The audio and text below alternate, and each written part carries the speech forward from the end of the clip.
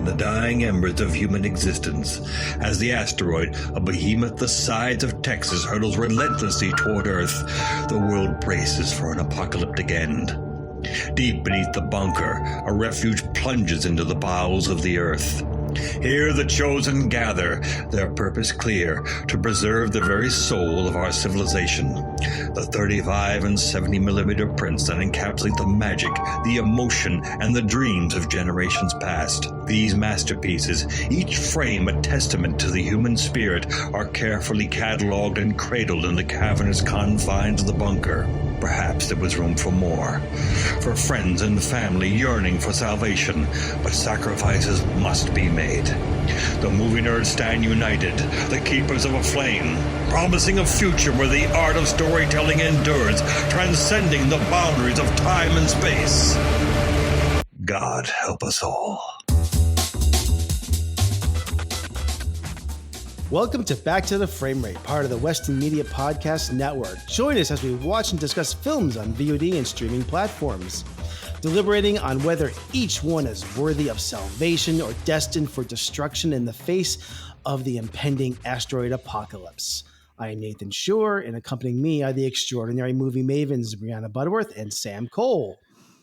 Hello. Oi, oi.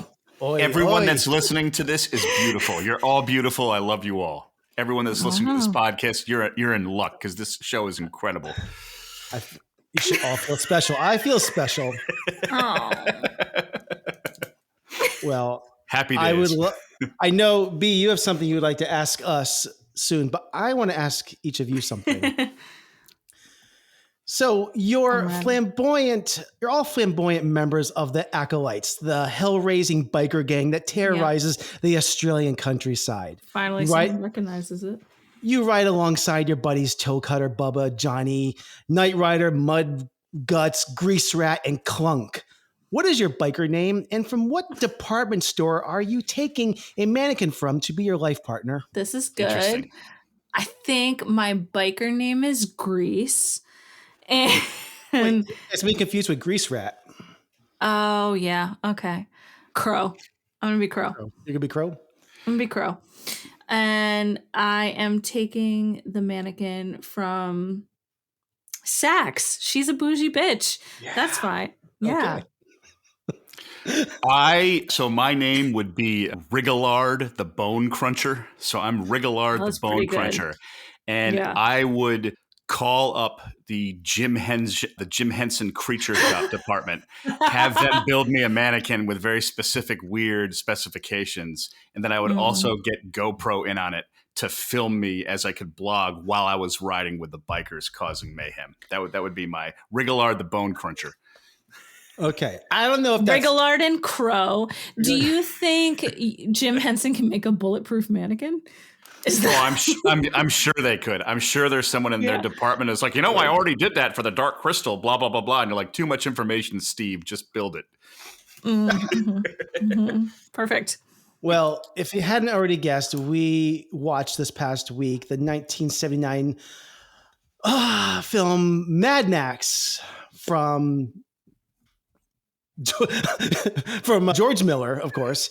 And wow. I haven't seen this in ages, and I don't remember if I told the story. And I know this is kind of I don't want to steal your thunder, B, but I hadn't seen this in so long. And the one thing I just want to say is, because I may have told the story before, I saw this movie originally back in, I think, 1985 at a drive-in theater. And I really, at the time, wanted to see Mad Max Beyond Thunderdome because I was a big Road Warrior fan. This was the new Mad Max movie. And I didn't even know that Mad Max was anything more than the Road Warrior, because it really, back in the mid 80s, this movie, I don't think really had much of a following. Road Warrior was kind of a well-known movie, but then Thunderdome comes out, and I remember the marquee just said Mad Max. And of course, it's 1985. Thunderdome just comes out. Why would they show anything but Thunderdome in that year? And I know it would already been out. So I am 10 years old, 11 years old, watching this movie. I'm a pretty young, innocent 10 or 11-year-old too. And this movie just was like, what am I watching? Yeah. I expected something kind of more fun, Hollywood rock and roll, as as Thunderdome was. And this was just like not my speed, of course. Not rock and roll. No, not at all. No, there's a significant lack of Tina Turner. No.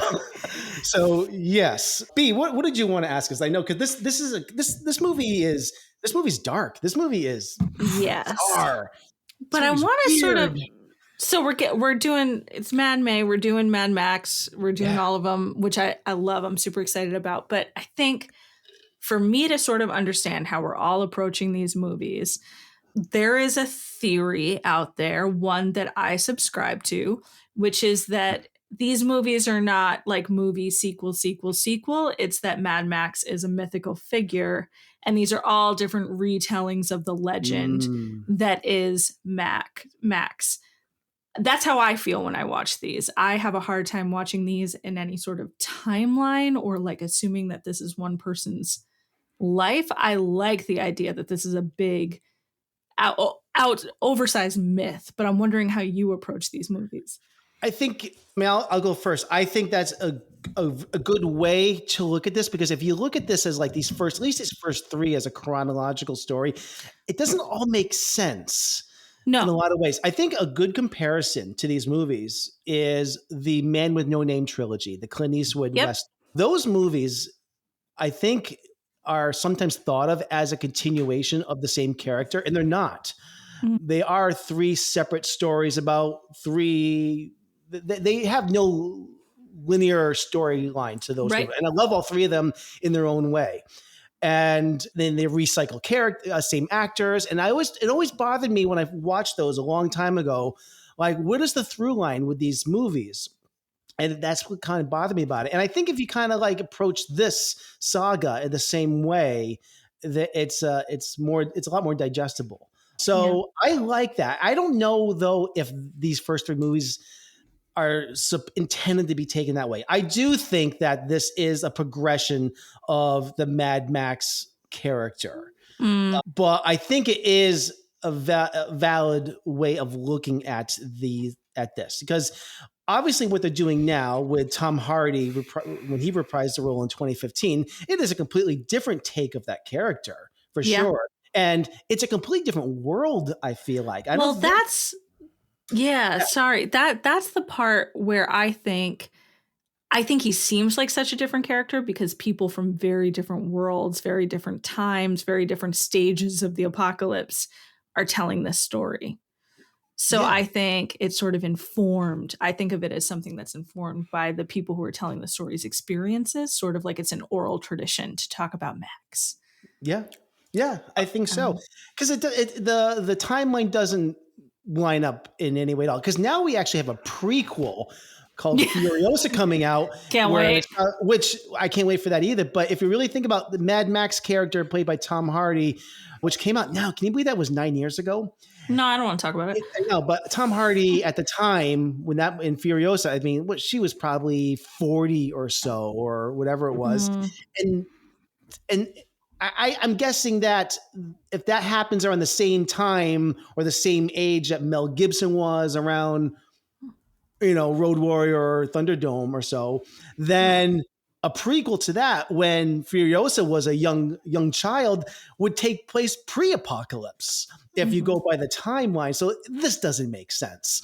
No, I can see that. I can definitely see that. I can see an argument for both cases, because it does have that like mythological element, which makes it larger than life. I think as the films and the action and the box office became more successful, it kind of grew into that post-apocalyptic world. But in terms of the first three, I can see the first three films being relatively linear, because in the first Mad Max, he, horrible things happen to him and he becomes this tough, uncaring guy. And then I won't go into detail the second or third, but like by then he's just like out in the wasteland. And the third one does like recycle a specific character, and he kind of recognizes him, but I do see the progression in those ones. But what I think has happened story-wise, especially with Fury Road and Furiosa, I think Fury Road and Furiosa take place in the new kind of timeline of the reimagining. So the two new films are, in a sense, a soft reboot of the concept.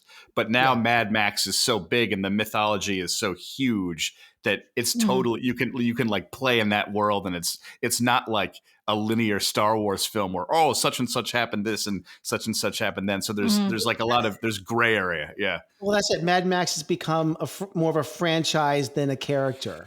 Yeah. So it's not really about him anymore. Case in point, we've got Furiosa coming out, which is not even. Who knows if is Tom Hardy even supposed to have a cameo in that? I don't even know. I don't know. Probably not. It's kind of like in some ways it's like. I don't think he's in it. He might have a cameo, but in some ways, even though they're totally different, it's kind of like James Bond is sort of an idea, but like those movies are not. There's, like if you tried to be like, this guy's like, 110 years old, and like, why does he not age? Yeah. I think one other thing is to mention, where people watch these movies at all different points in in the saga as well. I mean, like very few people watch Mad Max as the first movie. I mean, like I said, I watched, I think Road Warrior first, and then I accidentally watched Mad Max second, and then Thunderdome. But a lot of people probably came in like our age, may have watched Thunderdome first and then watched all them backwards from there. I hear that. Actually, Road Warrior was my introduction to Mad Max. And I loved Road Warrior because in summer 1995, I was 14 and I saw Kevin Costner's Waterworld, and I read a review in the paper saying Waterworld, what a movie. And the whole the whole review was like, well, the ocean is not as scary or as visceral as George Miller's desert in The Road Warrior. And I was like, The Road Warrior, what's that? And then I saw that movie. And then the other Mad Maxes were all completely out of order. I went back to 1, then to 3, just like, yeah.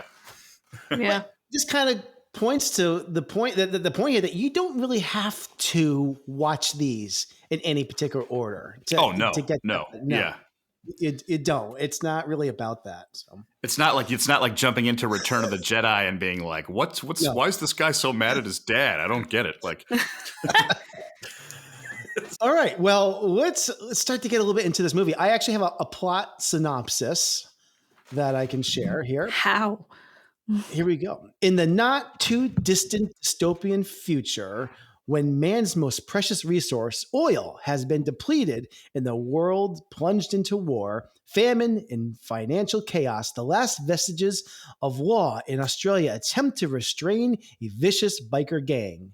Max, played by Mel Gibson, an officer with the Main Force Patrol. I actually never knew what MFP stood for until watching it this time. I love that. Launches a personal vendetta against the gang when his wife and son are hunted down and murdered, spoiler alert, leaving him with nothing but the instincts for survival and retribution. All right. And do you want to hear my other I absolutely do. Okay. And here we go. Welcome to a world where the ordinary is, well, quite extraordinary. Picture this. Cars zip and zoom, not on gasoline, but powered by the creamy and fruity goodness of peanut butter and jelly sandwiches. And no, you're not imagining it. Everyone does indeed have socks on their ears. A fashion statement that's as practical as it is stylish. In the heart of this zany place, we find our hero, Max. With a hat so fancy it could make a peacock jealous, and a badge so shiny you could see your reflection in it, Max is the law in these parts. He's got a heart for justice, a sweet tooth for ice cream cones, and a rubber ducky that he holds dearer than all the peanut butter in the world. But mischief is afoot. The Vroom Vroom Vandals, a biker gang as goofy as they are devious, decide to pull a fast one on Max, swiping his beloved rubber ducky. Max, however, is not one to be trifled with, especially when it comes to his favorite bath time buddy. Yet the Vroom Vroom Vandals don't stop there. Pushing their luck, they steal Max's treasure trove of popsicles, the very backbone of his sweet tooth. What is this? That's when Max says, enough is enough. Armed with determination and his trusty rocket-powered tricycle, Max sets off on a wild adventure to reclaim what's rightfully his. With his giant purple unicorn sidekick, Mr. Fluffy, at his side, Max blazes a trail of justice, teaching the Vroom Vroom Vandals that stealing is no laughing matter. It's a whirlwind of action, laughs, and even some unexpected tickle fights. I feel like I'm having a stroke. Max's adventure serves as a reminder of the importance of respect for others and their belongings. The Vroom Vroom Vandals, once the jesters of mischief, have learned their lesson. They've seen that actions have consequences, and sometimes those consequences come in the form of a super-duper cop on a rocket-powered tricycle. So remember, in a world where cars run on peanut butter and jelly, and everyone has socks on their ears, kindness and respect still reign supreme. Because even in the wackiest of places, there's always room for a little bit of good. What the I just liked it when he said rubber ducky, his rubber ducky. I mean, I'm a big fan of Vroom Vroom Vandal. Vroom Vroom Vandal. All right, so we'll just move on from that, yes? That was incredible. Yeah, no notes. Perfect. So if anyone's wondering, how terrible AI-generated content is, there you go. That is fascinating. Hire real writers. Yeah, hire real writers. Okay. So we're just going to take a second here, and I have a trailer for Mad Max. Tomorrow, in a world gone mad. The only law will be a renegade squad of suicidal cops. He's my prisoner, and he's not walking out that door. And the open road will be controlled by gangs of glory roaders.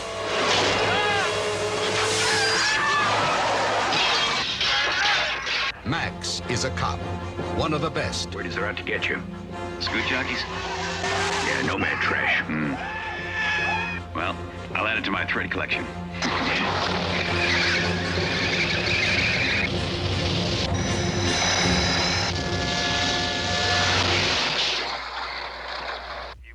You made the news again. Charges relating to the slaying of a Main Force patrol officer. Who was he? In a road blockade accident last month. Just another glory roader, I guess. Toe Cutter is a glory roader, one of the most sadistic. Anything I say. Anything you say. What a wonderful philosophy you have. Take him Okay, away. that was a clip from Mad Max. All right, Sam, do you have some movie facts for us? Yes, indeedy. So today we are talking about the Mad Max film, the 1979 Australian dystopian action film, directed by none other than George Miller. And he actually co-wrote the screenplay with James McClousand, and it was based on a story by Miller and Brian Kennedy being the producer. This movie was an incredibly low-budget film.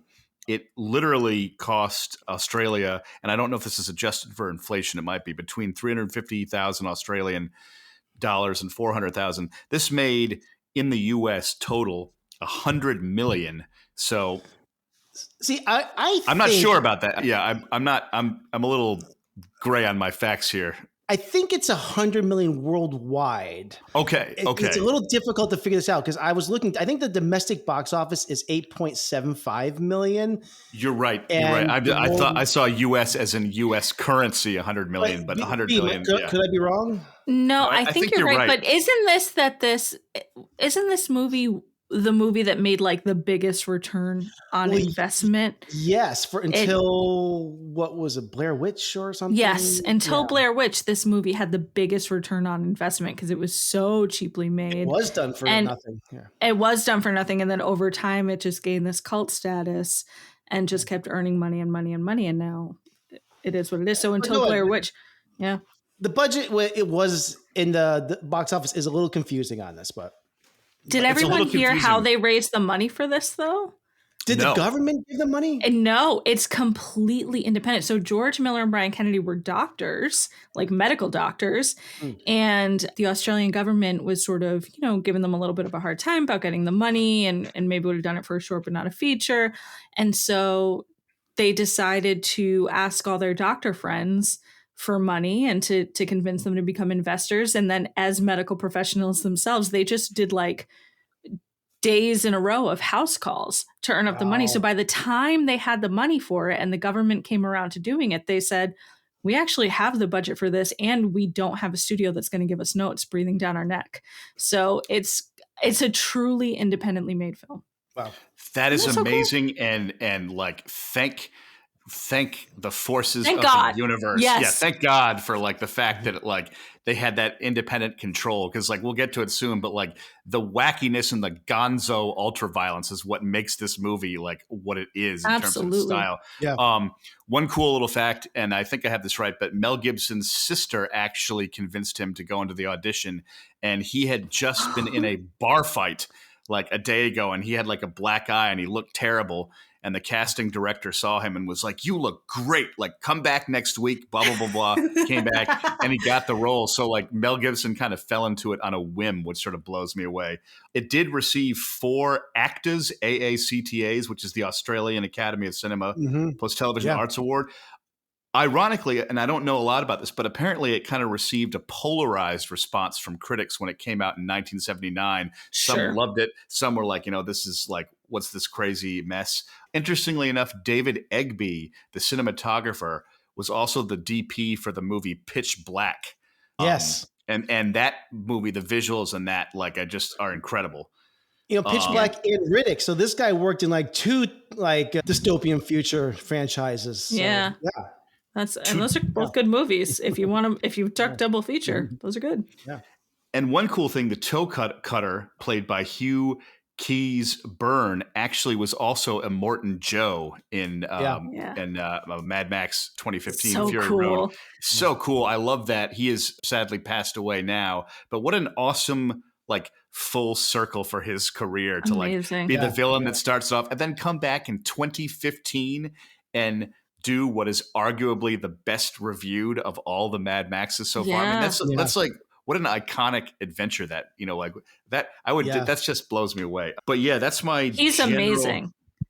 He's incredible. I want to mention something about the awards here. This was not, like you said, it was nominated Best Film, Best Directing, or this is the ACTA Awards: Best Film, Best Directing, Best Original Screenplay, Best Supporting Actor. These are like the Australian Academy Awards. But in a one, Best Editing, Best Original Score, Best Sound, plus Best Special Award for Stunt Work. Now, for fuck's sake, the Australian Academy has been recognizing since at least 1980, stunts. Oh God! In our country, still our academy has not. I mean, I can't believe that.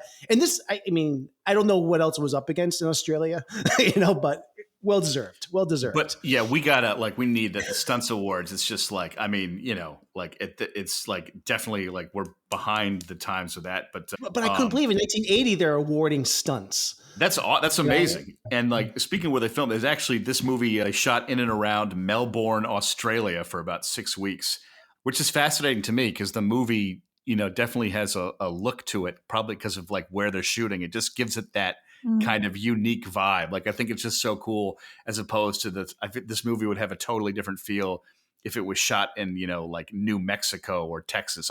The fact that it's an Australian film, Australian independent filmmakers, gives it this added special aura for me. You know what I mean? I just love that. Yeah. That's my basic fact. If you guys have more to, so it's more to fill in because I'm a little thin on my facts today. But the only other thing I'll mention is it came out in Australia on, I think, April 12th, 1979, but it had its U.S. release on March 21st, 1980. So almost a year later, it didn't get its release in the United States. And of course, famously was horribly dubbed in our country. And even Mel Gibson was dubbed. Oh my God. Which is nuts. Yeah, it was terrible. Well, why you dub English with English? It's amazing that they dubbed it because I like understood every word. You know what I mean? Yeah. Like in the original, like it's just an accent, but like it's English. It makes no sense to me. It is weird why they did that. And I like to kind of look at what other movies were released around then. There really wasn't much of note, so there's not anything really worth sharing. There was one movie released on the same day called Hide in Plain Sight, which was directed and starring James Caan. I've never heard of it. Little Miss Maker. That's because it's hiding in plain sight. Sorry.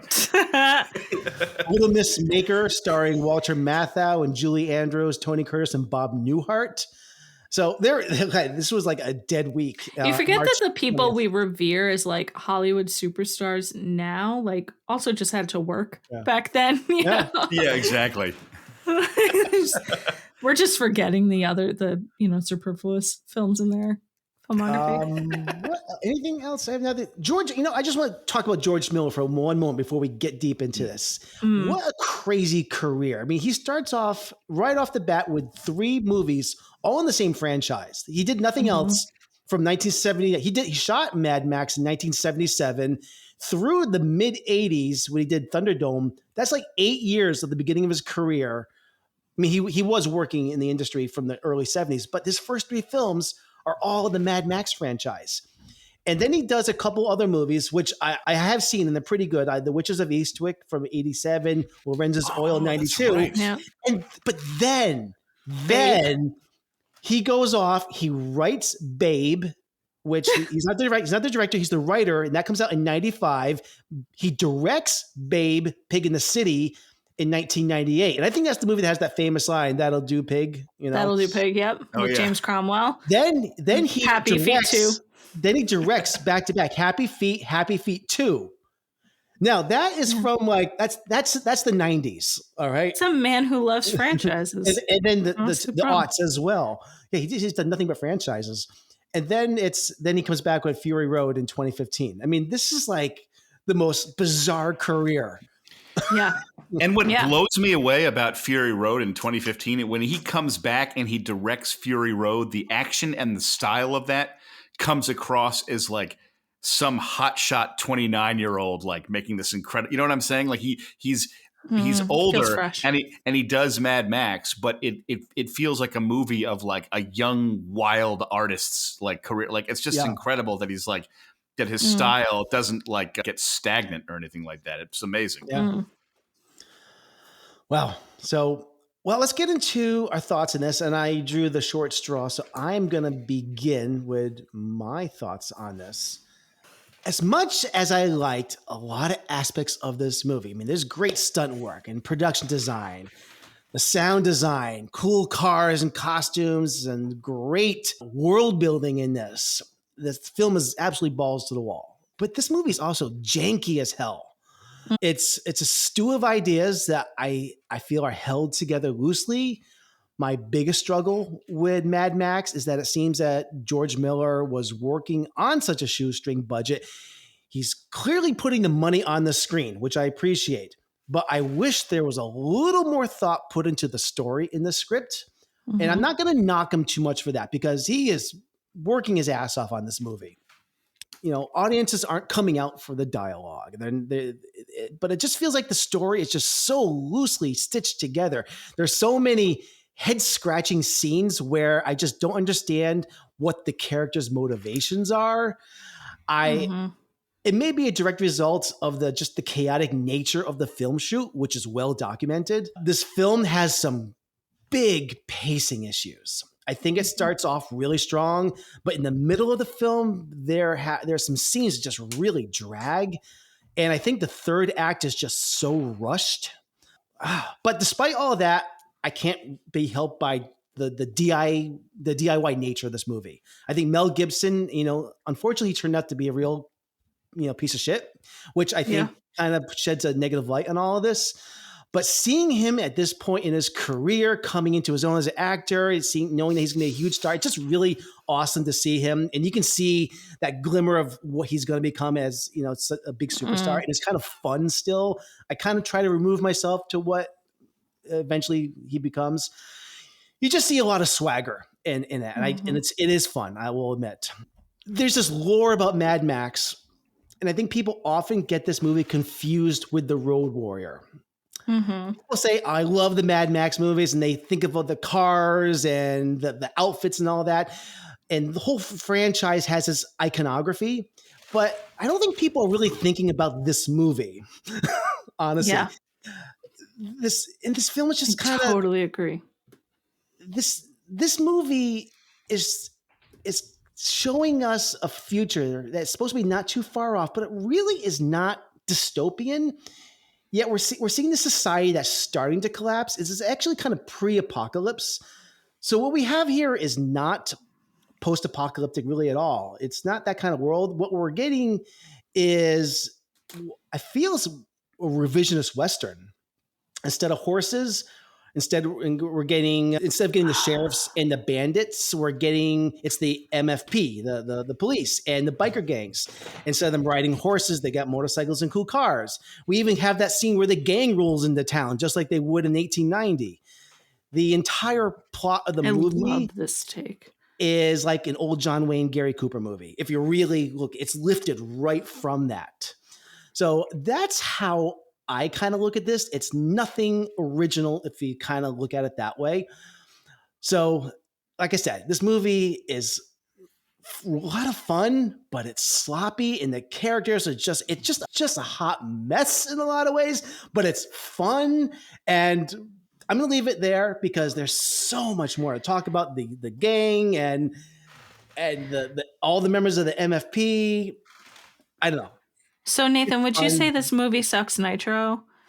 Would you say it's the Duck's Guts? It doesn't suck, and I would watch this again, but it's a mess. It's a mess. And it's sometimes a hard watch. It is a hard watch, and it's frustrating at times because there's some bad filmmaking in this movie at times. But anyways, how did you feel about the shirtless cop who wore a scarf and was famously bald? He's awesome. He's so good. You know who I thought that was? Indiana Jones, Raiders of the Lost Ark. Hey. I thought it was that guy that gets some... No, I've never seen it. Oh, that's right. We can talk about it. Sam, you know what I'm talking about. Yes, I do, yeah. I thought it was the same actor. It's not. Sorry, podcast listeners. I've never seen any Indiana Jones movie, and I refuse to let Nathan spoil it for me. I'm going to drop it right here. I'm giving it a 3 still. All right, Sam, you're up.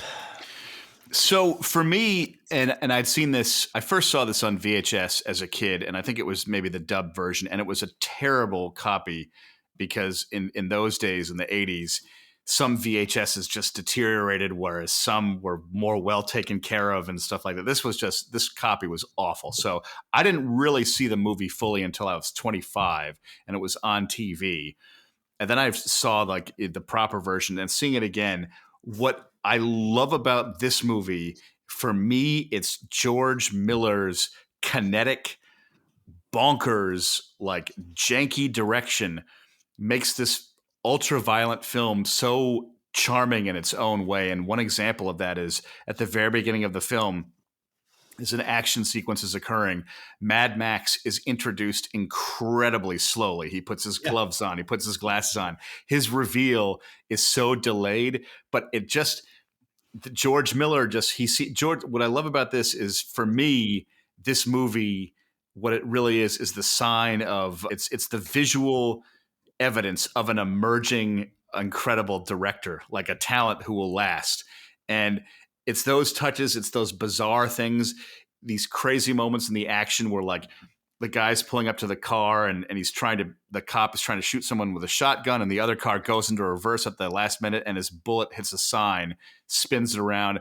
A perfect example of the tone of this movie is when the Goose, played by Steve Bisley, he is just like sitting at a restaurant and he's talking, and a car chase goes by, and he joins the car chase, this huge like car pileup, and he crashes his motorcycle into a pedestrian, and the pedestrian's like, "What's going on?" And Steve is basically just like, "I don't know. I just got here myself." Like, and he's like, "I don't know, brother." And it's basically just like, he's like, "I'm just along for the wild, crazy ride."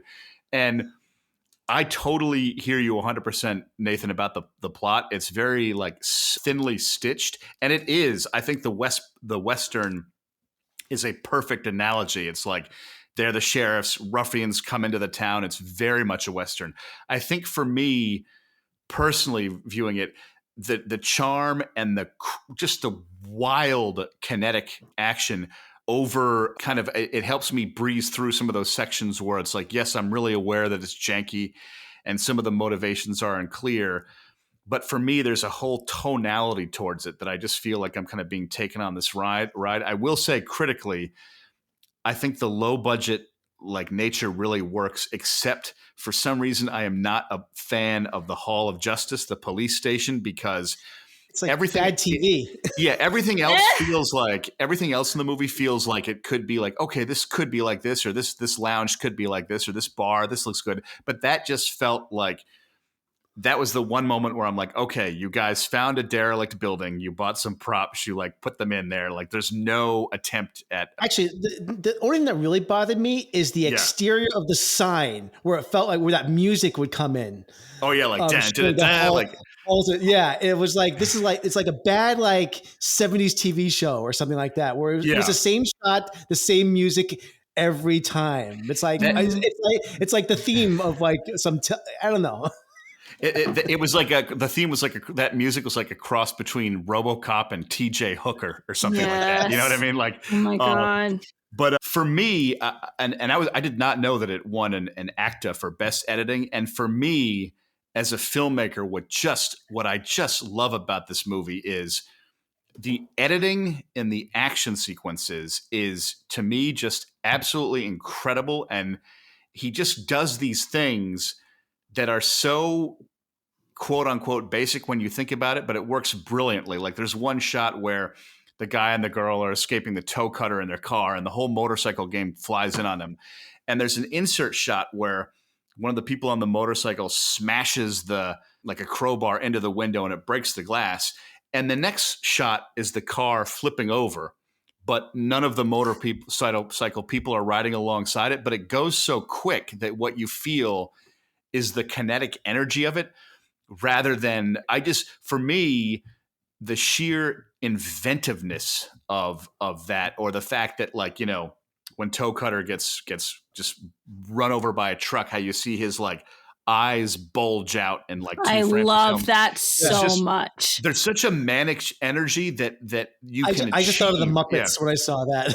Yeah, and exactly. But it's got that. There's a tonality. It's like a Looney Tunes kind of thing. It's so gritty and it's so Looney Tunes-ish. And I actually, for me personally, I find it really suspenseful when Mel Gibson and his wife are like, you know, they go to the beach house retreat and they're like, the gang is like in the woods, like howling like wolves. Like it's over the top, but like the tragedy when she gets run over, that whole like third act that sets him off on a like bender of violence hits me really, really like emotionally to the core. I don't know why.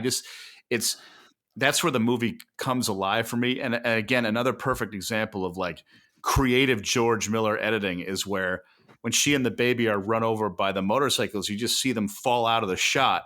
But in the reverse angle, it's just stuff being thrown, which is great because you don't need to see the bodies. You just imagine it in your mind that like the horror of like what actually went. And it just, that kind of just blows me away. I think what you can imagine is way worse than anything they could have made with the budget they had. Oh yeah. And it's just so smart, you know, to do it that way. It's just that level of creativity. And I'm not bashing like modern movies, but a lot of these days, even on like mid-level budgets, there's, you know, CGI fixes and there's kind of a sheen to things. So seeing this grit, these chases in the dirt and the pre-apocalyptic era, because they haven't quite entered it yet. For some reason, I really like Steve Bisley as the Goose. He just has these funny lines where like he's telling the guy's like running away from the accident. He's like, gets on the microphone. He's like, "Hey, stop." And the guy keeps running and he just sits there in a car. He's like, "What a turkey." and it just, the humor of that. So overall, I really like this movie because of it's like basically George Miller introducing himself, and it's just the style and tone for a wacky, gonzo, janky ride. I think that's part of its charm that makes it distinguish it so much. So I would give it personally 3.5, just for because of the tonality, and there's editing in that movie that I just haven't seen quite the same way in other films, and it's like, for me, it's just like incredibly effective. So that would be my sort of summing up of it. All right. Thank you. I love it. B. Awesome. So I also saw the Mad Max series out of order. I started with Thunderdome, and then I think this is the last. I saw this. I guess I did 3, 2, 1, and then Fury Road, and I saw it, you know, as a kid, and I didn't pick it back up until before Fury Road. So, and then I watched it again for this. I love the Mad Max anthology. I think these are smart films made by smart people, and I just absolutely really adore them. I think, did either of you get to watch the documentary about the making of this movie? I haven't seen it yet. I can't wait to watch that, and I haven't seen it. It's so long. It's so long. It's a 2.5-hour documentary on a 90 movie. I will eat it up. I've watched like 6 hours of the making of like Avatar. You know what I mean? So I love stuff like that. Yeah. Totally watch it. So I learned from that the inspiration George Miller was talking about for this was, as a medical professional, he was sort of contemplating, all these car accident fatalities that came in and how people were resigned to the fact that you could die from a car accident in a way that they really weren't horrified by, like if you fell out a window or something. And so he wanted to sort of instill that fear in them for car accidents. I think this is a good movie. I think the series definitely improves. I know this is not a hot take at all. I think this is how most people see them. Oh yeah. But I sort of similar to you, Nathan, I was like, I wonder what people's reticence to criticize this movie is. Is it adoration for the series? Is it like you suggested, they're just thinking of Road Warrior, which is a much better film, I think, but I'm not sure. So when I was watching it, to me, I agree that this movie has pacing issues. I think it's a slog for like the first 30 minutes. It takes me like 30 or 40 minutes to get into this movie, and it's not a long movie for it to grab me like that. I think you have this awesome car chase, but at the same time you have this and these are brilliant stunts. I mean, the way they're so economically done, and the grandeur of them. I love practical effects, and there's a lot in the documentary about how those were made that's really interesting and creative. But you're also just kind of being thrown into this world, this world that uses a different language, where everybody dresses differently. You talk about it looking different than any desert we see. It's very foreign in every sense of the word. And I think as a movie watcher, I get a little wrapped up in this because even though I'm a huge proponent I think we overdo our exposition nowadays. I think we want to assign too much backstory and too much explanation to our world building. I think for me, I get so caught up in wanting it that I'm just sort of like, wait, what's happening? And you have Knight Rider barreling through, screaming Toe Cutter's name, and we've never met Toe Cutter. We don't know that's a person yet. So that's kind of hard for me to get over. So I think it's a masterclass in stunt filmmaking, but that one is tough for me. And I'd say once you get to the point of like where, for some reason, so we've gone through, they arrest Johnny, and Johnny gets, because there's still some rules, so I guess he gets tried a little bit, but not too much because he gets set free. I never understood. So weird. When he gets like arrested, and then they bring him back to the station, and they say like they never showed, and like who never showed? Yeah, they're just having like this big like brawl the witnesses at the station, and never like, showed, and it's like, we follow laws now. Like what? Like what witnesses? Like I watched it, then I watched the commentary on that, and I still am confused about the whole thing, and I understand like Goose is so angry about this, and it just seems like unwarranted anger. It feels like a scene is missing, like something went on the cutting room floor. You're like, this is why like I hear praise over the editing, and I don't know if it's the editing or I don't know if it's in the writing, but there's so much. Something about the connective tissue here is just this is where my issue is with the movie, is that like I'm just like having a hard time finding my way into these characters because I don't understand their motivations. Well, I think the stunt editing is great, but that's what I would say. Like the editing, I could see like that scene. I'll be honest, like that did not make sense to me. But for me, the pacing and the jankiness, and especially the action editing, like it's incredible. Like story editing, I'm not talking about the stunt editing. The stunt editing is great. Yeah. I'm talking about the story as well. Like I thought the story editing, I generally I liked that feeling of sort of being plunged in a world that you don't understand. So for me, I didn't have any problem with the story editing except for that. I don't mind catching up. I don't mind catching. Yeah. And your point being where you have Knight Rider barreling down and he's throwing. We're catching up to who he is and his relationship with them. And it wasn't until my third watch where I realized, how is he communicating with the police and all that? And I realized, he stole a car. Right. And it's not obvious. It's not obvious. You have to do some work. You have to do some homework for this. And I don't mind that at all. But I just felt like it's still, there's just so much work that has to be done. And there's so much that just still is missing from this. Like there's swaths of scenes or script that was like, we don't need that. We don't need that. And you know what? Maybe you don't. Because like I said when I first reviewed this, people aren't coming out for that.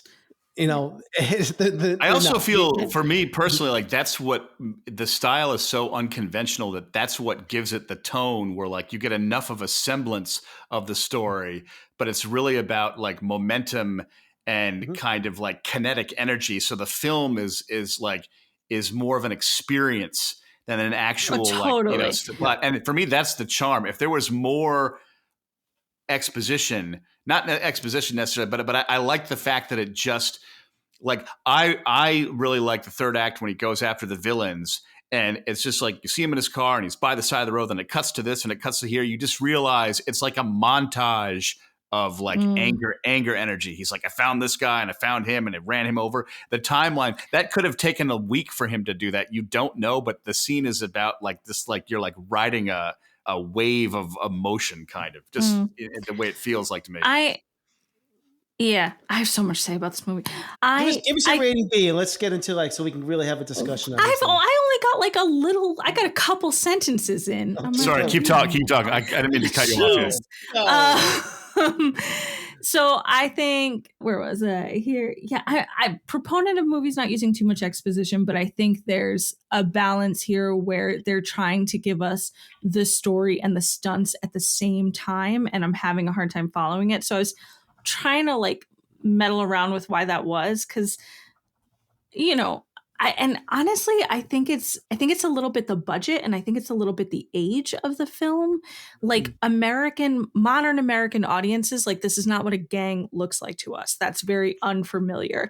The way the cops are dressed is pretty, inseparable from that. Like everyone in this movie looks like a member of Judas Priest. Like there's no real definition, and at times they're driving even the same car. But one point, so after I watched this movie, I immediately went back and watched the first half hour again, because I was like, all right, I've caught up on the story. Now I want to go back and watch the first half hour and see what I think of it. And it was so much better to have all of that world in your head right away. And what I really clocked into on the second watch, and it's very hard to hear, and I think some of that's just the transfer and the quality of the film, the cop radios are telling the whole story throughout the movie. Yes. And that was like listening to the radio. Great point. Second time I watched it, really clocked into the barriers that both groups are facing against each other. So I just thought that was super clever. And I think there's a lot of rich texture in this movie, and that's part of it. But everything, like from Mel Gibson's house, first of all, we're not talking enough about how his wife plays the sax. Like, what? I love that scene. That little sexy breakaway. That breakaway was like that's the George Miller that I'm talking about, where you're just like shot, amazing. Reverse shot, and she's just Kenny G in it. I thought that was like part of the soundtrack at first. Yes, of course, we all did. Cutting to jazz, and all of a sudden, like she's just playing the sax. I'm like, that. And then, like one scene later, Sprague has a toy gun. That's a gun. He's just using it as a toy. Like that's so weird. There's a theme of neglect for children in this movie, which drove me crazy. It's absolutely the amount of unattended children in this movie. Yes, it's just oh my god. Anyway, this is a really scary documentary about Australia in the 70s. No, I mean, I think once I get over the first 30 minutes, and I think once this turns into a real clear revenge story, and it's, less about just good cop, bad cop, and all these other things, that's when it really starts to click for me. And I think everyone is really tuned into their role. I think everyone's just doing a great job. And I think that's sort of a testament to how much time everybody had with their characters. I mean, the production of this sounds like it was really long for such a short movie. So everyone had a lot of time to sort of get in character. I think I respect this movie more than I like it. I think I appreciate what it did for stunts more than I like it. It's the worst praise you can give something, but yeah. Well, I mean, yeah, it is. I like this movie, but it's a 3 for me. Yeah. You know. All right. Our ratings are in. Oh, there's so much still to talk about on this. You want to talk about? We haven't touched like a quarter of the plot points in this, or the stunts. You want to talk about characters that come out of nowhere? They're just at their beach house, and like the grandmother is there, and like the simple, and you're like, who the hell? You're like, who the hell are these people? Granny kicks ass, but who is your grandson?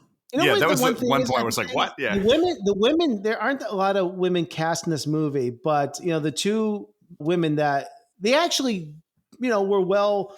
They weren't like just like women that they just tossed aside. In this. Like Jessie, the wife, she actually does a pretty good job defending herself and her family in this when she's put to the test, which makes her death all the more tragic because she makes that awful mistake at the end of this movie where like she's running away right down the middle of the road. And that, again, I know what they had to do it for the story, but like it did drive me kind of nuts. Like you could have like gone off into the field, either direction, and probably bought yourself a little bit more time. But but she does such a great job sticking it to Toe Cutter at the ice cream stand, and like it's just really good. She was actually placed at the last minute from another actress who was going to play the role, and I guess she was in a motorcycle accident and had to back out, and then she comes in. Who was that actress? This is played by Joanne Samuel, plays Jessie. She was really good. She was great. She was amazing. Yeah. It was really like it hurt when she gets killed, like that buildup. Like I felt the weight of that. Like it, like, And they had a great relationship. Like I just think, if it wasn't for their kid that they hated. I never would have thought that she was cast like 4 days or so into filming. If anything, the reason I like the movie so much is because it's the Mad Max movie in which Mad Max becomes Mad Max. He's like relatively happy, has a family life and potential. It all gets destroyed, and he becomes the shell of a human being that he is in the next films. It's like an origin story. This brings up something that we haven't talked about yet.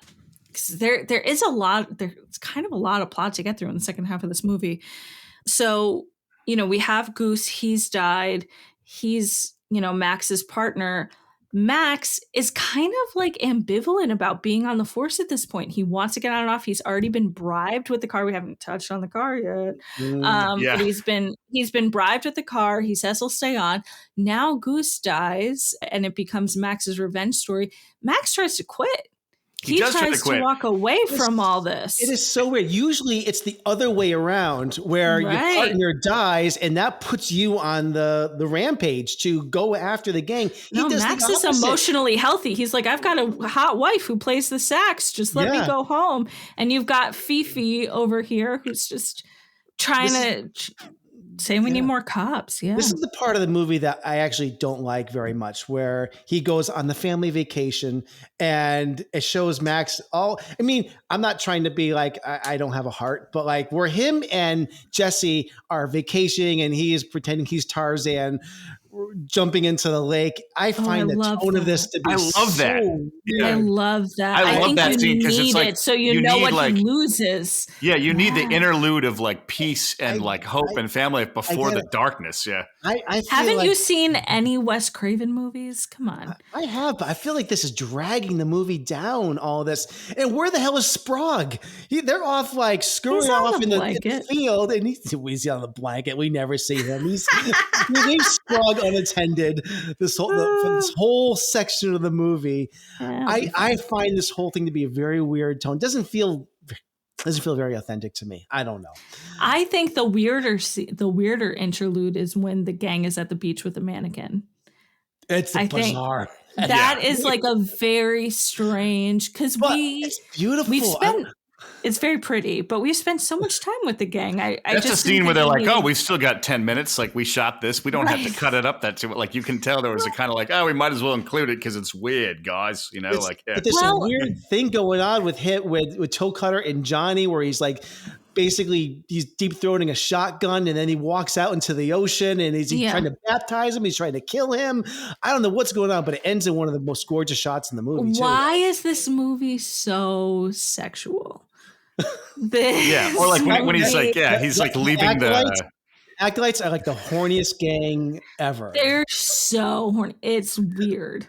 Like the Mad Max of the ice cream when he grabs the nose. Yeah. Oh yeah. They're super horny. They have so many weird fetishes. Like when he's like, I want to quit the force. And the guy's like, the chief has like no shirt on and is wearing leather pants. You're like, this is not the typical. They all look like Judas Priest. Yeah, all the cops look like Judas Priest members.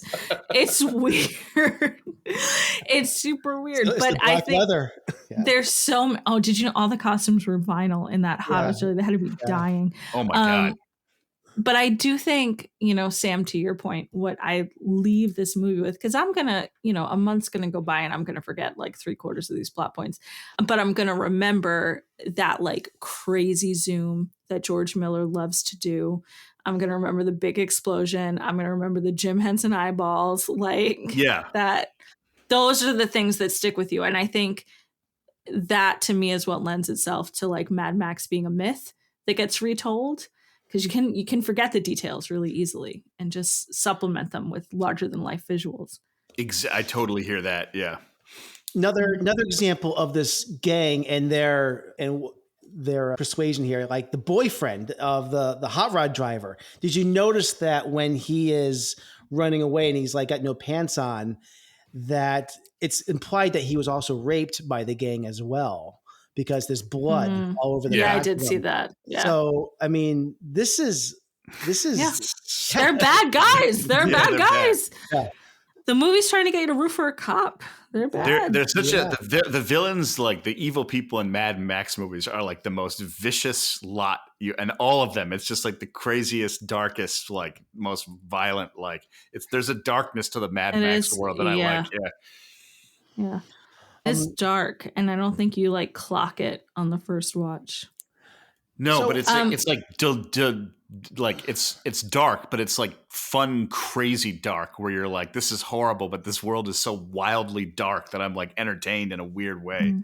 Did you get that shot of when he's on the motorcycle and he's driving around? I don't know if you saw any behind the scenes footage. That was the cameraman. He literally strapped himself to the back of the bike and had the camera on his shoulder. It's like, that is... They're doing like a 150 or something like that. It's nuts. Yeah, incredible. And I think you're rewarded for it, but... There was that literal shot like that where it was like... You're lucky no one died. Like at the motorcycle handlebars and like the visor looking right out. I was like, my God, this guy doesn't have a GoPro on his helmet, of course, because it's 1979, but it was like, how the hell that shot was like... And so perfect. He did it. Yeah. It's amazing. He built it himself to the actor. It's crazy. While you guys were watching this, was there anybody besides me that was getting reminded of when we watched Duel? All the time. Okay, so I'm watching this. And literally. I was actually thinking that would be a great double feature for this. It would be. Now, as I'm watching this, what's ironic is that both of these were their first feature film as well. Mm-hmm. Steven Spielberg did Duel.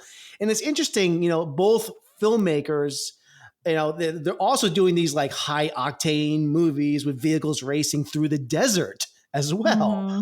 And the difference is, Steven Spielberg, very meticulously storyboarded the hell out of every frame of his film. You understand the geography of where you are, where the characters are in relation to each other. He knew already in his very first film the concept of establishing shots. Something I don't know if George Miller quite understood. Because I remember because this film was also more of a montage kind of like sometimes you need them, but you don't necessarily need the establishing shots because he's just like, here's the incident that's happening, and it's somewhere on this patch of highway. No, it didn't.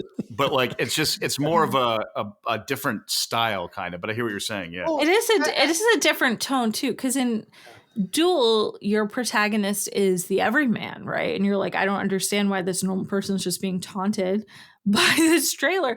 But here, it's the end of days. Everybody's lost their mind. And Duel is also like grounded in modern. Like Duel is like grounded in reality, like the highway experience that we all drive, like a different energy. Yeah. Well, I get that. I'm just saying on a basic filmmaking level, they're obviously very different filmmakers. But he was a doctor. He didn't have time to go to film school, Nathan. No, I'm with you though. I think, it's one of the rare occasions where I think like just a little, like just a title card at the beginning of the movie would have really helped me out. Allowed me to enjoy that super cool car chase right away. Yeah. Man, what else? I just want to actually also make a point about the music. This was done on such small budget, but the music I was really impressed with it for the most part in this. There was a lot I thought was a little over the top with this. It felt like they were orchestrating a movie for something much bigger than it was at times, but I thought it was still pretty good. This was composed by Brian May, not the Brian May from Queen, but it'd be cool though. It would have been cool, but I was impressed with the grand scale that it had. But there were times where it felt like it was trying to maybe bite off more than it was trying to. Than it should have. And I thought it was not always mixed very well I thought it got really loud at some point. It did, but I don't love this is really distracting. Epic adventure. Yeah, that's vibe. swelling. I hear that. Yeah. I didn't notice that, but I did notice the very opening during the credits. It kind of was reminiscent of like an old time 20th century Fox 50s epic, almost like an overture, which kind of liked. Yeah, it had that kind of feel to it, which I appreciated. So. I think other themes that this movie starts to set up for later Mad Maxes is like, it doesn't set up any kind of ideology, but I do think Mad Max touches on themes of religious ideology and cults and, hero worship and all that. And you start to kind of see that a little bit in this movie, which I thought was cool. Definitely the seeds that being planted. I wrote down, for a movie, it has a kind of community theater feeling, Oh. Does, which I don't hate, but it's how it felt. So I know Sam, I think, was expressing that or maybe it was both of you that said that you liked the way that the third act was. And I just want to emphasize that this was something that I did have a little bit of a gripe with, and you can try to persuade me here. And this is my last point, and then we could take a break here. The third act, like I said earlier, I felt was too rushed. I did not like the fact that it felt like a series of montages. And I think it also has what I call a final boss problem. Whereas the big bad isn't the last person that Max has to chase down and kill. And what happens is there's a showdown where Max is shot in the kneecap. His arm is run over. I think it's a very good series here. I think it's very suspenseful. And he does manage to take out Toe Cutter's second in command. I think his name is Bubba. Mm-hmm. And it's actually the only guy that Max directly kills in the movie, which is pretty interesting. Toe Cutter drives off on his bike and Max chases him down. And this is something that nags at me because, again, an important baddie is taken out by driving into something while coming over a hill. This is used twice in this movie. I think I love that cool. though. It's just the chaos. Yeah. There's an anarchy element. Like I am totally on the opposite spectrum of the montage ending. Like I like that is what makes it the ending that it is. Yeah. I don't mind that they did this, but they did it twice. Yeah, because it was so cool. Because it's a violent car ridden, like there's bad drivers in that world. But here's the thing. But let me finish my point here. What? So Toe Cutter drives into a semi. The eyes pop out of the head. Great moment there. And it's a great, it's a cool practical effect. But then that leaves only Johnny as the final bad guy to go after. And this happens at the end of the film. And, I like how he's taken out. It's a great, set piece where he gives him the option to, like, you could saw off the handcuffs or saw off your ankle, whichever. That's fine. But I just don't, why was the decision made for why couldn't it be Johnny that drives off into the semi and Toe Cutter be the guy that he makes? That would have been so much more satisfying. I don't know why it had to be that way. But see, I like it because it was Johnny, because he was indirectly the one that dropped the lighter fluid on Goose. You know what I mean? And so, like, he would throughout the movie, he's like this turncoatish guy that sets bad things in motion. So, like, the fact that, like, Mad Max kills him, to me, made it more original. I like that it's Johnny. Like, I prefer that it was Johnny. Yeah, as opposed, because the Toe Cutter is so evil. It's like the Toe Cutter still. I would be underwhelmed if the Toe Cutter had like a lame death, but he crashes so spectacularly in that truck, and it's so violently horrific, but it's like satisfying. It's like, he got run over, that bastard. Great. Yeah. And I think I had the same thought where I was like, well, he's the one who set Goose aflame. And I get the Toe Cutter's the master of puppets. I get Toe Cutter's responsible for killing his wife and I get it. Though. I mean, that feels more of a thing.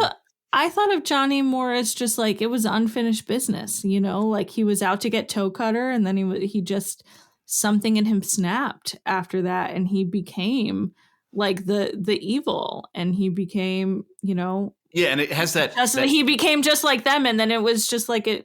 Of course, he's going to go after Johnny. He's going to go after everyone now. It's like got now that dark edge because when he's driving away and you see the explosion go off, and obviously like he didn't have time, because it's just like. I just like how he's like, it sets him on a track of like, now he is Mad Max and his like soul is burnt out, and like, welcome to the apocalypse. I think if it ends with Toe Cutter, theoretically, you could be like, well, he's done with his revenge, so now he goes back to life.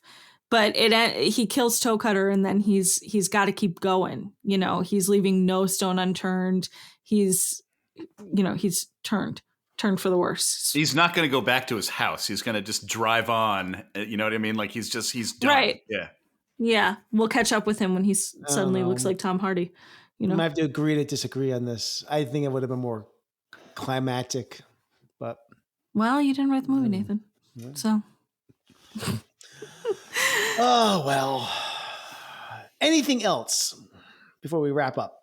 I hate guns. I love that line from the Toe Cutter when the grandmother points the rifle at him. And he's like, ah!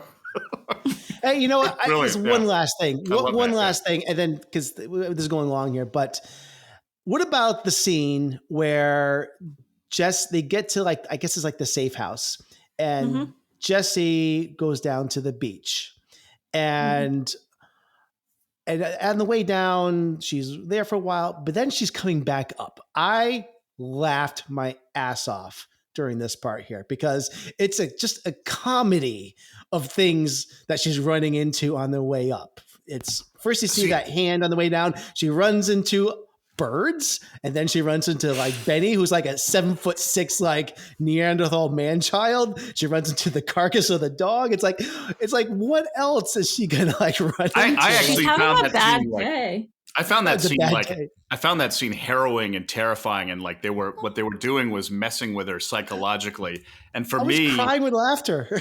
I did not. I vehemently disagree. I thought that scene is one of the scenes I remember when I think of the film in terms of just the eerie way it makes me feel and like the impending darkness. I thought that scene is like they're toying with her psychologically and horrifically before they actually like move in for the kill, See, I think it would have been effective if it was just them kind of like playing this hide and seek, chasing her. But because of the whole thing with the birds and Benny, or I think his name was Benny, I forget, or like it just felt like it's just like. Is she just going to run into everything? Like I thought she was going to run into a garden rake that was going to hit her in the face next. I didn't feel that way at all because there are cross dissolves when she's lying at the beach which meant that they were up there watching her like lounge, and they were prepping all this stuff. Like I felt totally differently. To me, it actually made the scene more like eerier. You know what I mean? Like, but I know what you're saying. I do think this movie sort of gives me some Wes Craven vibes sometimes. And that was one of the times where I felt a little Last House on the Left, Hills Have Eyes. Yeah, I thought it was a little, but in that way that, like, you know, again, it's a movie that I'm so detached from in time, in country, where I'm just kind of like, it's not scary to me, but it also isn't reading, like, I get what it's supposed to be, you know? All right, let's take a break. All right, thank you for dialing into our transmission. We would love to get your feedback. You can do that by dropping us an email at backtotheframerate@gmail.com or find us on Facebook, Instagram, Threads, YouTube, or Twitter. A wonderful way you can help us is by rating and reviewing our show on Apple Podcasts, Spotify, or wherever you listen to our show. Please spread the word, tell your friends, family, colleagues, your pets, share our episodes on your social media feeds. We would love to get more ratings and reviews, so we thank you in advance. Excuse me, can you help me? I'm at an absolute loss. I've been looking for over an hour and I'm losing my mind. What I'm in the mood for is sort of a Katharine Hepburn-y, Cary Grant-y kind of thing. Nothing heavy. I couldn't take heavy. No, something zany. I'm looking for something zany. Or something modern would be fine too, like a Goldie Hawn, Chevy Chasey kind of thing. You know, funny. I want to laugh. I have to laugh tonight, really. Oh, do you have anything with that comedian? He's on that show. It's on the radio. You know the guy, he says, hey, forgive me. I get such a kick out of the way he says that. He's so goddamn adorable. That would be perfect. Didn't he make a movie? Ordinary Peepholes. Okay, let's get to, first let's do our movie pairings before we get to our verdict on this. And since I began with my review, I will go first. My movie pairing this week. So, movie I am selecting as a double feature with Mad Max is The Florida Project. Explain 2017 yourself. from Explain Sean yourself, Baker. sir. So, why The Florida Project, you may ask? I'm asking. Well, no, it's not a post-apocalyptic movie by any stretch. No cars, motorcycles, guns, men in leather, saxophone playing, or road carnage, stunts, molested mannequins, grannies with shotguns, ripped off arms, or swinging carcasses or skinned dogs.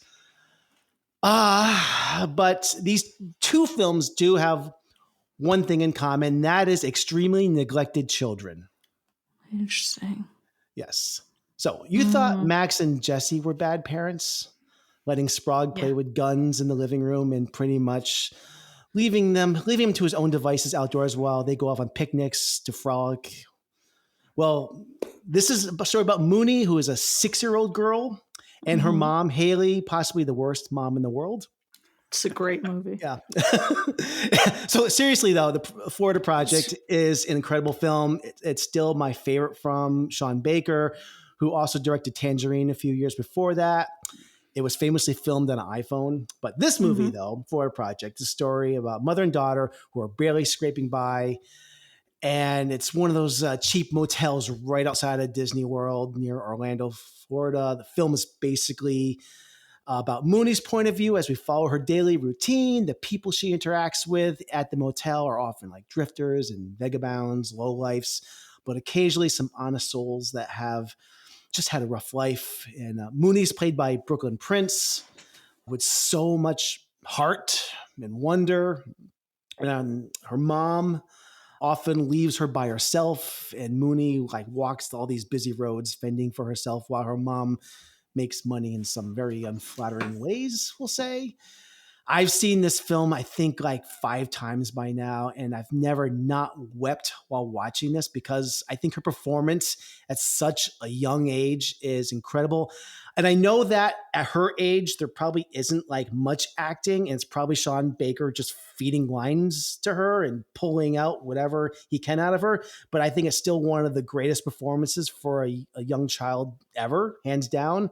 And it's not just great. I think it's just Can't believe you put heartbreaking. Through the Florida Project 5 times. I mean, it's a great movie, Nathan, but you can stop. You've seen it. I love it. I really love it.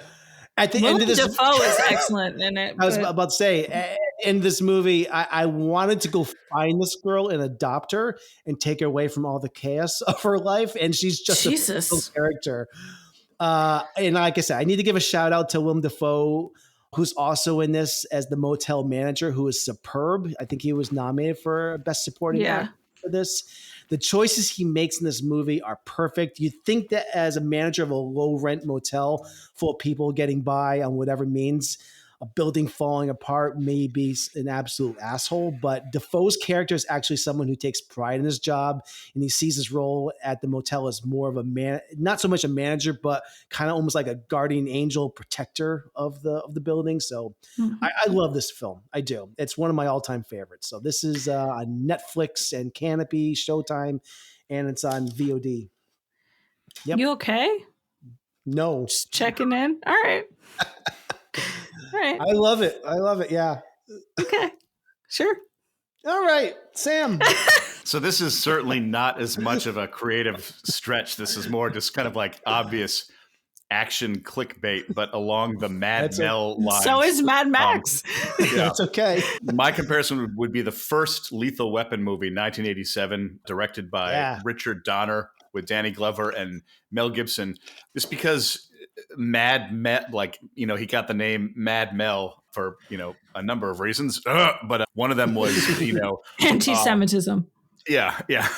One of when he got the Mad Mel reputation, I feel that the character he plays in this film, Martin Riggs, is a much more three-dimensional character than Max, who's more sort of mythological. But I like the movie because of all the Lethal Weapon films, there's an argument between Lethal Weapon 1 and 2 as to which is the best. A lot of people like the second one the best. I enjoy it a lot. It's kind of like the argument between Alien and Aliens. For me, Lethal Weapon is the slightly grittier picture, the darker, slightly more character-driven film. So I would recommend it.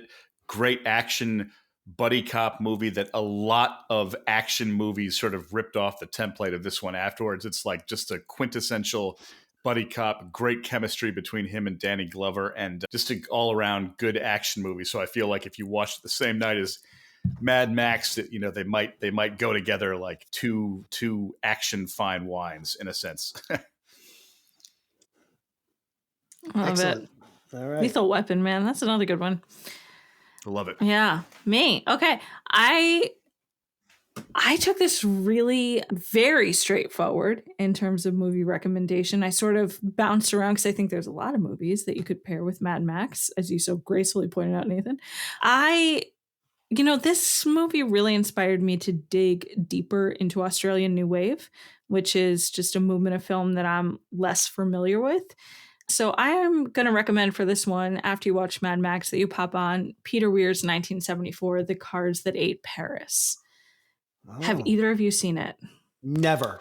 I have not, and I love Peter Weir. Love Peter Weir. Yeah. So I am more familiar with Peter Weir's later work, although I've seen Picnic at Hanging Rock. But this movie, I'll read you a quick synopsis.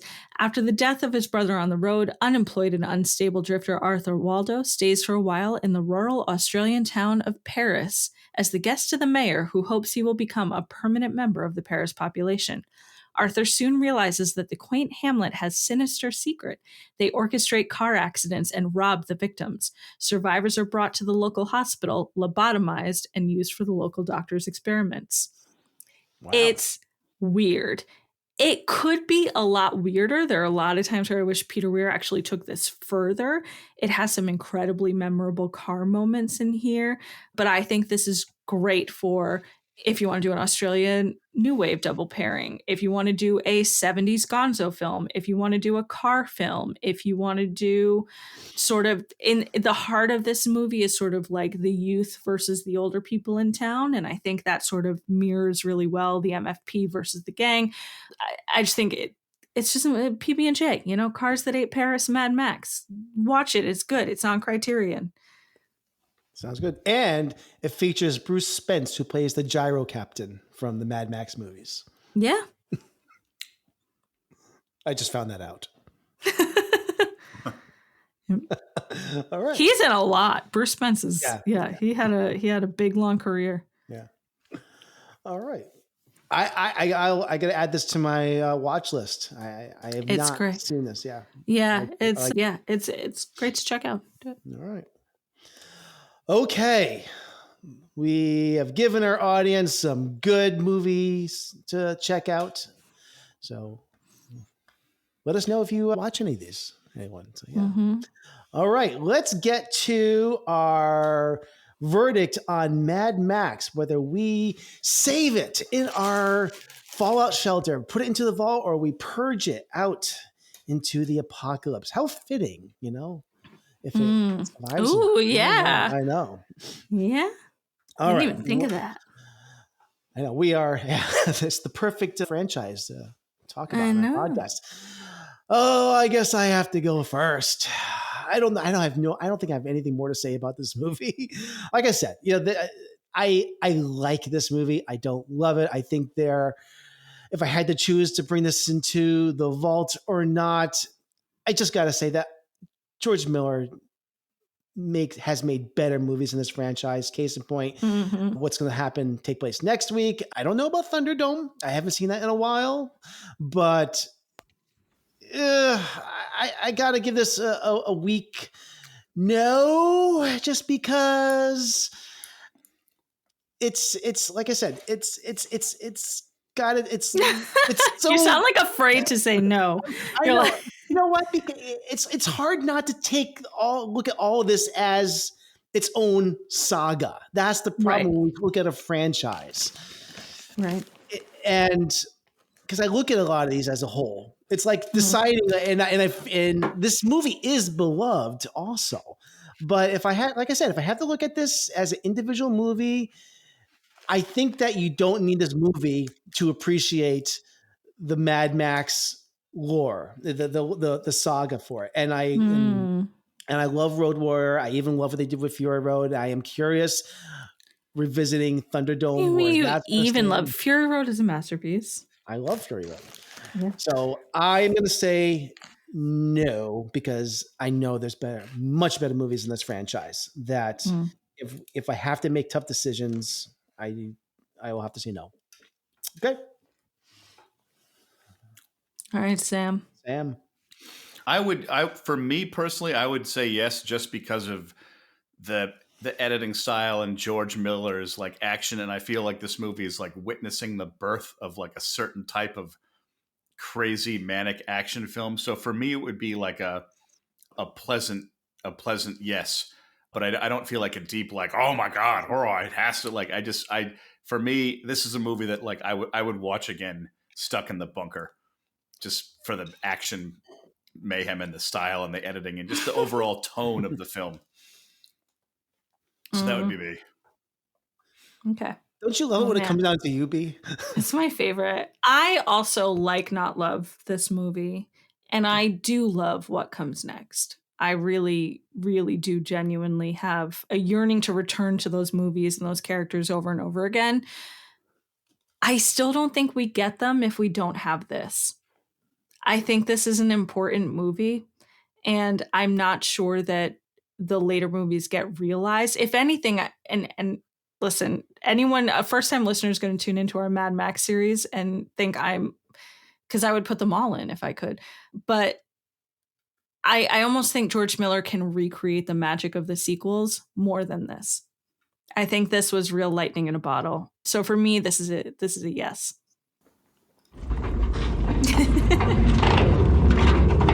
Yeah, lock it in. All right, you're all part of my gang now. All right. Get your guzzle. What a turkey. The vroom vroom vandals. So I have no qualms with this really being part of our vault, because I think it's not a bad movie. So I'm cool with it. I'm cool with it. Yeah. It's good. All right. Join us next week as Nathan makes his peace. All right. So there you have it. We have now saved Mad Max. Woo! Great movie. All right. So there you It's have it. not great, but you know.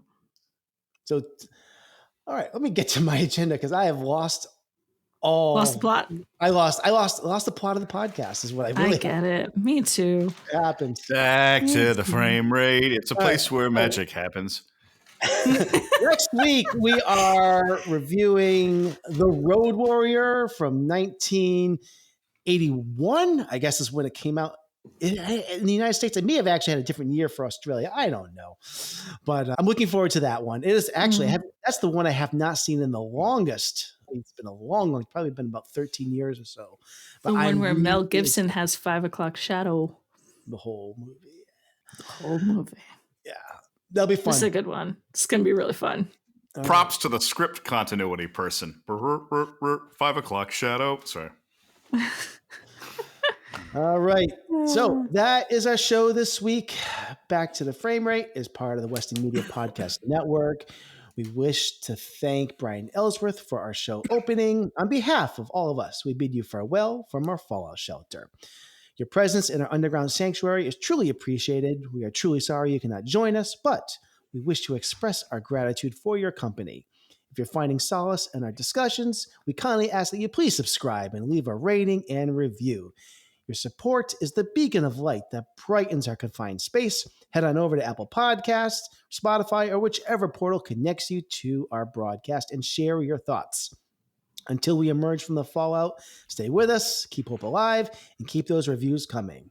This is the end of our transmission. Back to the Frame Rate. Signing off. Dun, dun, dun.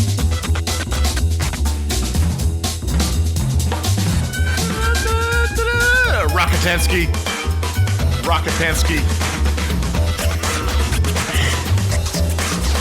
Sax solo. I want you to know it's over. Well. Well. Bye. Bye.